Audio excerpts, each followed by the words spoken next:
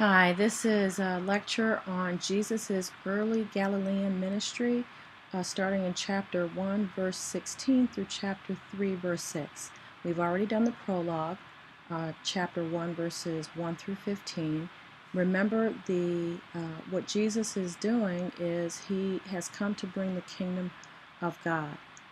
So in this portion of the gospel, we will see how that manifests itself.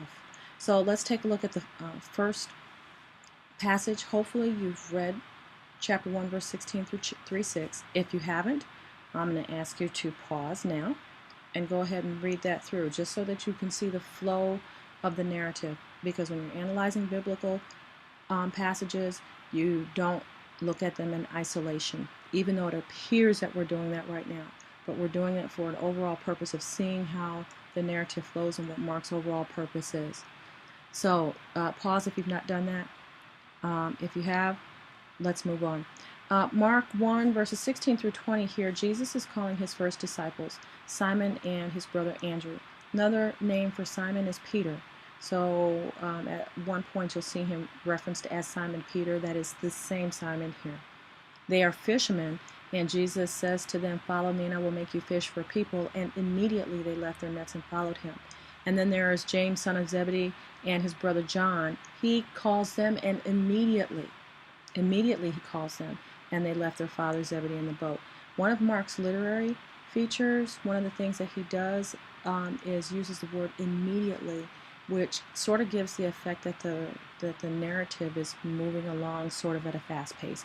He uses immediately 42 times within this gospel. So when you come upon it, try to see the effect of his use of that word has upon the narrative, and see if you can discern yourself how fast this narrative is actually moving along. So now his first disciples, he's got 4 disciples called. And as he has those first disciples called, now he's ready to go on out, and he goes to Capernaum. Remember that he starts his ministry in Galilee, in Upper Palestine, and remember, try to get a feel for those locations so that you can see how he's traveling down north to south. And when he goes to Capernaum, it says, when the Sabbath came, he entered the synagogue and taught. And I've underlined Sabbath and synagogue to make you aware of the symbols of Judaism that the gospel writers also refer to as evangelists, that the gospel writers or evangelists use. And so if he is teaching in the synagogue, then you can assume that he is being viewed as a rabbi as he's teaching in the synagogue on the Sabbath. Notice that they were astounded at his teaching, for he taught them as one having authority, not as the scribes. And so right away there's a contrast being made between Jesus and the religious authorities here. Remember that scribes were experts in the law. They're closely associated with the Pharisees. And as experts in the law, they do have authority among the people. But notice that there is this distinction. He is teaching them as one having even greater authority than the scribes. So that sets up an immediate conflict. Here, there's a man in the synagogue with an unclean spirit. And notice, remember that I said in the last screencast that the only people that really know, but the only people that know who Jesus is are the readers in this narrative. The characters in the narrative don't know who Jesus is, except for these unclean spirits, because they say, "What have you to do with us, Jesus of Nazareth? Have you come to destroy us? I know who you are, the Holy One of God."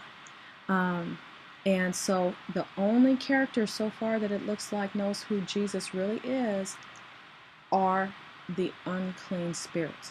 We're talking about this apocalyptic expectation in these apocalyptic times. The unclean spirits know that their time is short, and so that's why they say, "Have you come to destroy us?" But Jesus rebukes them, saying, "Be silent and come out of him."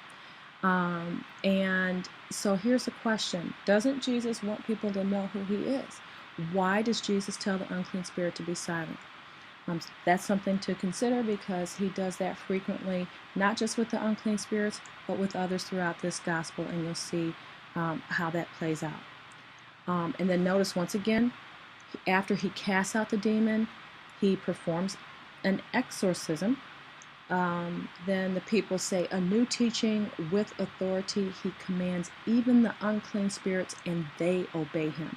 So his fame begins to spread, and this here passage here demonstrates now the authority that Jesus has over and against the authority of the religious leaders. So as we move along, it's still the Sabbath, but they've left the synagogue. He goes to the house of Simon and Andrew with James and John, so all of his disciples are with him, and he begins his healing ministry. He just exorcised somebody. Now he's doing healing of sickness and illness and disease, and he heals Simon's mother. And then they began to bring all who were sick, and he cured. Now notice verse 34, and I didn't underline this, but he cures many who were sick with various diseases and cast out many demons. Once again, he doesn't permit the demons to speak. I also want you to note, because this will be important when we get to Matthew, that he only cures many who are sick, even though all of the sick were brought to him. So just keep that in the back of your mind. When we get to the next passage, as we're going along, now in the morning, it's no longer the Sabbath, and he goes out to pray. He goes out to pray by himself, but notice that when they found him, they said to him, everyone is searching for you. And he says, let us go on to the neighboring town so that I may proclaim the message there also, for that is what I came out to do. And so he went throughout Galilee, proclaiming the message in their synagogues and casting out demons. What he's saying is he has come forth to bring God's kingdom. And so he's going out to Galilee to continue that ministry. Okay, so we're moving along through chapter 1 and finishing up chapter 1, we come upon a leper. And remember that in Judaism, a leper is considered to be unclean. So if you are an observant Jew, you wouldn't have anything to do with the leper, you wouldn't touch the leper, you wouldn't come near. Yet and still, the leper comes to him and says, if you choose, you can make me clean. And he's moved with pity, it says. Jesus stretched out his hand and touched him. For an observant Jew, that isn't allowed. But he was moved with pity, and he says, I do choose. So the law with regard to clean and unclean doesn't matter to Jesus. All he's come is to deliver. All he has come to do is bring forth healing and restoration, which in this gospel represents God's kingdom. Once again, you get the word immediately. He's made clean. And Jesus says, see that you say nothing to anyone. Once again, why does he say nothing to anyone? Doesn't he want people to know who he is? Yet and still, the leper does not listen to him. And it says he went out and began to proclaim what Jesus did freely and to spread the word. So now Jesus has become very, very popular, so much so that he could no longer go into a town openly. People came to him from every quarter. Now, if you consider that and his popularity is growing, what does that mean for the religious leaders? And that issue is coming up next. So when we get to chapter 2, verse 1 to chapter 3, verse 6, which concludes this section of his early Galilean ministry, you've got a few things going on. Number one, you've got the conflict between Jesus and the religious authorities. That is what is going on in this whole section, is that conflict. So that is manifested in these 5 controversy stories that you'll see. And in your HarperCollins, it tells you exactly where they are in the note where it says 2:1 to 3:6, conflict between Jesus and other religious leaders and authorities. And so it tells you exactly where those are. So there are 5 here. These 5 stories, the 5th one ends with the Pharisees conspiring to kill Jesus. So this conflict, this section that Mark has put together highlights this conflict, and this conflict is going to exist all throughout the remainder of the Gospel of Mark. I want to go over one of these conflict stories, and then we're going to go over the other 4 in class because there are some distinct literary features that we actually need to go through together. So let's go through chapter 2, verses 13 through 17. I did skip verses 1 through 12. We'll do that in class. Here, Jesus is calling another disciple. His name is Levi, son of Alphaeus. Notice that he is a tax collector. He is sitting at the tax booth. Tax collectors in Palestine were Jews who were hired by the Roman Empire. They were despised as sinners were because in their collection of taxes, they ripped off their own. They collected more taxes than were due and that were owed. And so their own were hated them, and they were despised by the Jews. So Jesus goes to Levi. He's sitting at the tax booth, and he says, "Follow me." Then he went to eat dinner at his house, notice that, and other tax collectors and sinners were also sitting with Jesus and his disciples. This is a big issue in Judaism because one of the other features of observing the law is who you eat with, who you're allowed to eat with.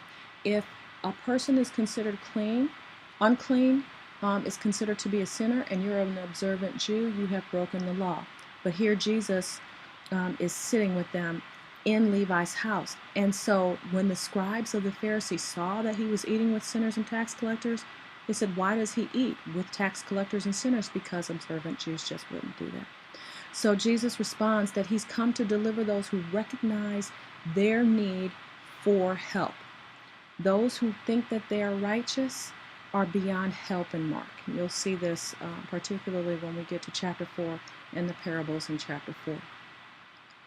So that's essentially what we have. The beginning of his ministry includes Jesus calling his disciples. He begins his healing ministry with an exorcism. He begins healing others. That is what bringing the kingdom is all about. And so what we are going to examine are these passages while we're in class, and what I want you to do, make sure that you read them before class and consider the symbols of Judaism that are present in those passages, and consider the nature of the conflict that's being brought forth in these passages, and that'll give you a better understanding. That'll give us all a better understanding of what Mark is doing in this section of the gospel. All right. Thank you for listening, and we'll see you in class.